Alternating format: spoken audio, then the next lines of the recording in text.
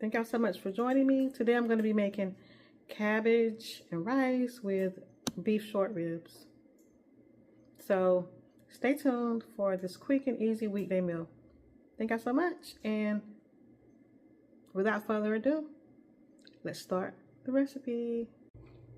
We'll start here with my seasoned meat. I cleaned my sink out really well before I put my meat in there, and I've seasoned it, and I'm going to transfer the meat to a plastic freezer bag so that I can get the meat, the seasoning to cover the meat in a uniform way, and I'm going to do that now.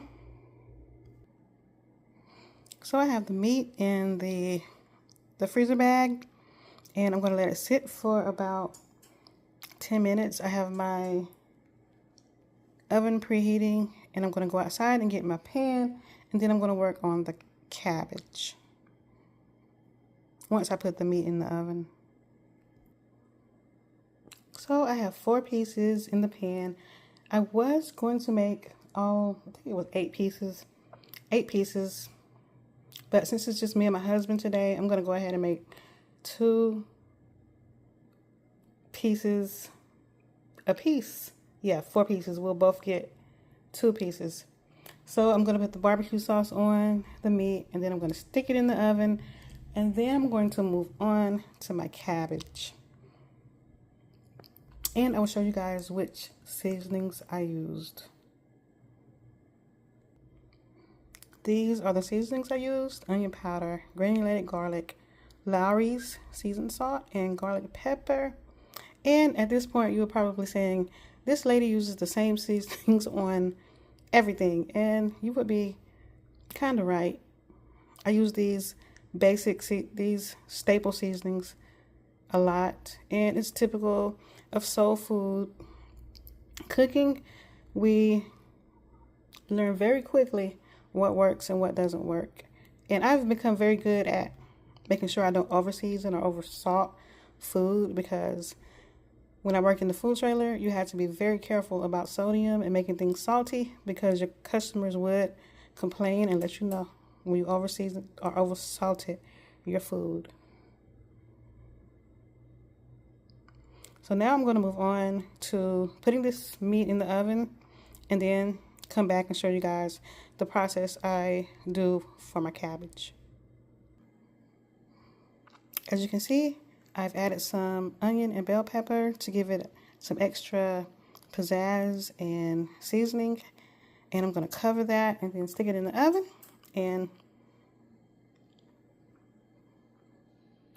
move on, like I've said 3 times now, I think, to the cabbage. But y'all bear with me as I move to the next step. So it's in the oven, and I think I'm going to put it on 375. Or maybe I'll start it at 350 and then bring it up to 375, because I don't want it to dry out. So I'm putting it at 350 for the first 30 minutes. I purchased 2 large cabbages. And the reason why I purchased 2 is because I don't use the middle hard part in the center. So I always get 2 cabbages to make sure that we have enough, because cabbage does shrink down when it cooks. So I'm going to go ahead and open those and then chop it up, and I will show you guys the total and complete process. So I've chopped it up, and this is the portion that I left behind. I don't like the hard portion in the middle. And I also got rid of some of the hard outer leaves as well. I don't know if I've never used the middle part, but let me know in the comments if you guys use the middle part or if you throw it away like I do. And there's no right or wrong way. Everybody cooks differently, but for me, I don't like the hard part in the middle. So let me know. So I've chopped the cabbage and rinsed it really well. And also make sure you clean your sink really good after you use meat, because you don't want anything from the meat you had in there before to contaminate your vegetables. And I used the Clorox spray to clean the sink out really good before I put my cabbage in there. And I'm going to go ahead and prepare the pan for the cabbage. And I'll see you guys in a little bit. I added my bacon to the pan, and I'm going to let it get brown, a little brown, before I add my cabbage. Now, I use bacon for my cabbage. Leave it in the comments if you use something different. Some people use ham hocks or turkey, or I've never heard of anybody using chicken, but we have made drunken cabbage using ground beef. So everybody makes it a little bit different. Share how you make yours in the comments. As you can see, the bacon is starting to get brown, so I'm going to let it cook about 1 more minute, and then I'm going to put my cabbage in there. You can see the bacon is mixed throughout the cabbage. Now, I like to get my bacon brown because I don't like soggy bacon to be in my cabbage. I like all of my meat to be cooked all the way. And really, the bacon is for making the cabbage more flavorful. It adds that soul food kick to it. So I'm going to go ahead and season this cabbage and then let it simmer. And the one thing, or the one tip that I have about cabbage is to watch it very carefully. Cabbage cooks fast and it will overcook very quick. And if it's soft, it will mess your stomach up. Cabbage is really good, really delicious, but you want it to be just done enough. Al dente. I don't know if al dente is for pasta or if you can use it for cabbage as well, but you want it to be just not crunchy, but not soft either. So I'm going to go ahead and season it. And yes, most likely I'm going to use some of those same seasonings. I'll get back to y'all in just a moment. Yes, I did use the same seasonings. The only difference is I used Nature's seasonings in place of the Lowry seasoning. The Nature seasoning is a little bit lighter than the Lowry, so for the cabbage, I don't want it to be over seasoned, so I just use the Nature seasoning instead. Cabbage is meant to be very simple. You want it to taste like cabbage. You want it to have a cabbagey taste. Another thing is that the cabbage does make its own water, but I did put about half a cup of water in there. So I'm going to put the top on it and let it simmer for about 10 minutes. But in between the time, I'm going to be checking it to make sure it's not overcooking. I decided to go ahead and make another pan of the meat just in case my sons want to come over and get some food.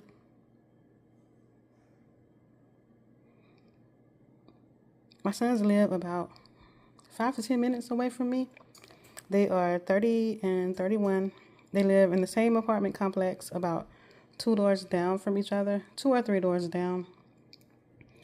My 30-year-old, his refrigerator has food in it, and he cooks sometimes because he was one of our main cooks at the food trailer.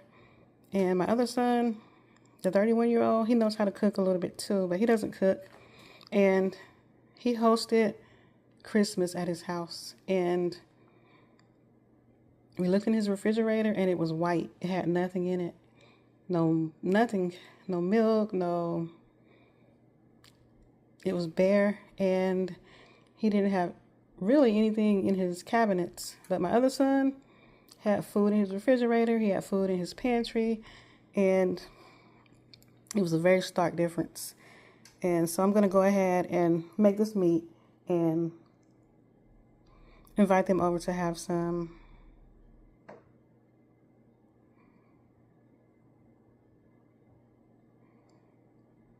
Leave it in the comments how you still prepare lots of food or not so much food now that your kids are grown, and the funny things that your grown kids do as well when it comes down to expecting mom to still cook, or are they responsible and cook for themselves?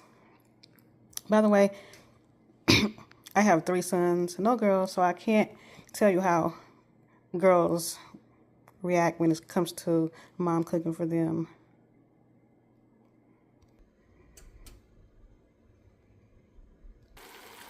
Now you can see that the cabbage is starting to cook down. It's not quite ready yet, so I'm gonna go ahead and let this finish simmering for about another 5 minutes. And I will come back and show you guys the finished result of the meat and the cabbage together.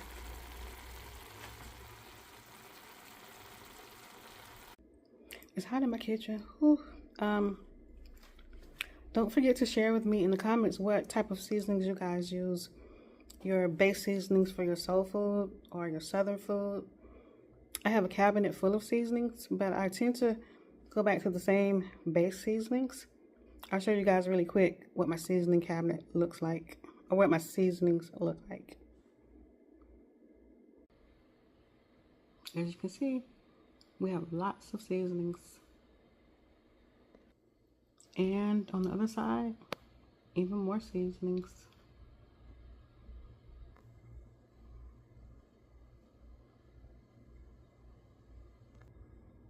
But these are my main seasonings that I like to use in my soul food.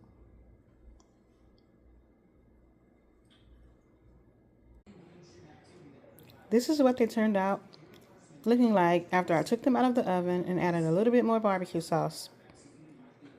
If you watched this far, I appreciate it, and I will show you guys the finished result when I put everything together on the plate. This is the final result, and everything turned out really delicious. And this is not meant to be a fancy meal, but it will be a great meal to fill up your husband and kids, and it's quick and easy and very simple and delicious. And of course, we have to have sweet tea along with it. It's really a southern thing. Thank y'all for watching.